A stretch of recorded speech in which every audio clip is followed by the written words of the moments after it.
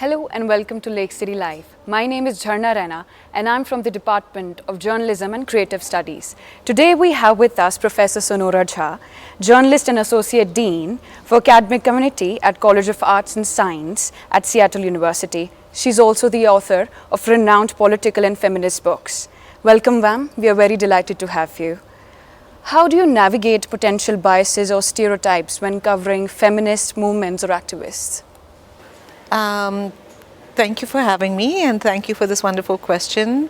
It's taken a while to understand my own biases, and I think that's where one has to start. That, what are my own biases? What are my own internalized misogyny? What is, something that I have received from patriarchy and have not questioned?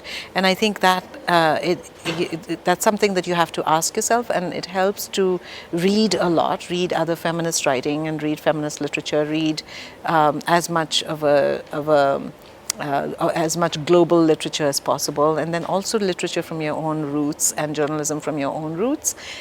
Keep in touch with everything, and then question your own self and your received teachings and your own life experiences, and think about taking risks and thinking differently.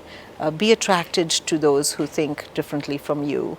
So I think some of these things have really helped me over the years, and also helped me examine my own biases, and then see those biases from among other people as well, and then ask those people to do better and to sort of overcome those as well. Right. In your experience, how has the media landscape changed in terms of covering feminist issues over the years?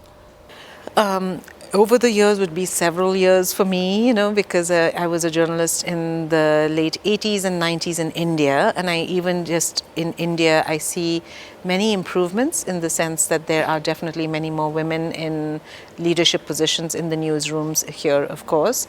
But then and then also in the coverage that you see definitely many more women's stories, and but I also feel there's a little bit of a regression where I feel like some of the voices, some of the headlines and things are still very sensationalist and are drawn to, when you talk about women's issues or when you talk about feminism, it feels like they're still using the same old tropes of feminism as man-hating, or feminism as accusations against men rather than patriarchy, and is not reflecting the joys of feminism and the fact that feminism really is for all genders.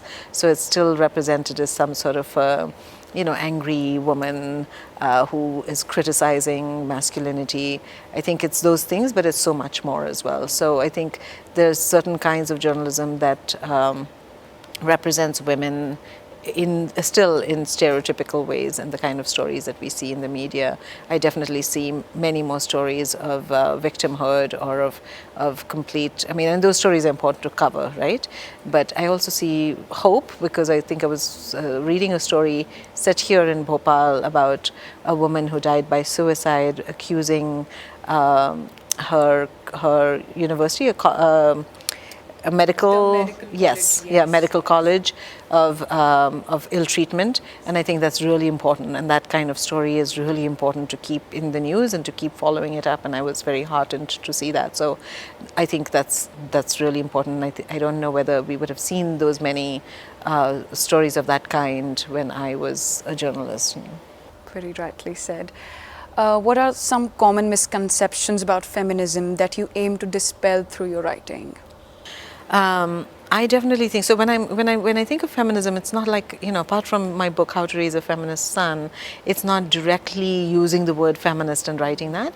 But in my fiction, I'm using feminist values and feminist ideals and the ideology of feminism, which is to say that all genders are equal and deserve an equal agency and representation. I'm using those values to look at characters in my stories, to look at their compulsions and desires and their full humanity.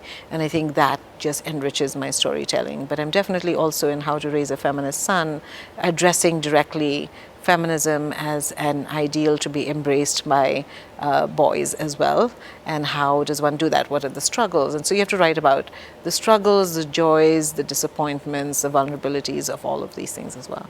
While you talk about this, it brings me to my final questions. What are some journalists that you think these journalism students and people should follow?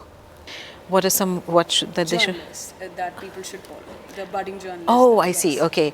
Well, I mean, in the West, for sure, in America, you know, the journalists like Megan Twohey and Jodie Cantor, who broke the Me Too stories in the New York Times, there's a movie out as well. You know, if you want to watch that film, it's called She Said.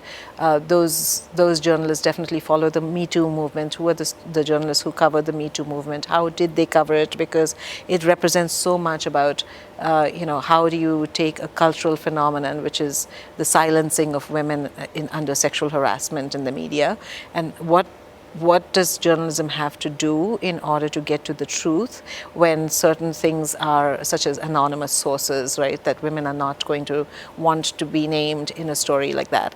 How did those journalists get around some of the old principles and norms of journalism? How did they push the boundaries, and how did they incorporate certain received principles to still tell this very difficult but very important stories, right? What were the challenges in their way, and how did they overcome them? And how has journalism then changed because of the work that these journalists did? Journalists like male journalists like Ronan Farrow, for instance. In India, of course, there's such a strong, incredible tradition of Indian feminist writing, and definitely follow those journalists. I'm very much very fond of a journalist, Paromita Vora, who writes a column in Midday. She's a feminist writer living a full and joyful feminist life, and I think you should definitely read her. And there's so many more that I cannot think of, and probably will think of more later, and I'll email those to you. But always be looking to find, you know, good feminist writers among all genders and follow those. While you tell me this, I would also like to advise you to watch that film. It's called Holy Spider. It was just featured in the Cannes Film Festival. Yes, so I would also like to advise that. Yes, thank you. I would love to watch that. Is that from India? No, it's from Iran, I guess. Oh, wow. I would love to watch it. And I was talking about Joyland, the film. That was also a big winner at Cannes in 2022, 23. Incredibly wonderful feminist film made by a male feminist filmmaker. So thanks for that recommendation. I can't wait to watch it. Thank you for having this. For more such insightful videos, keep watching Lake City Live.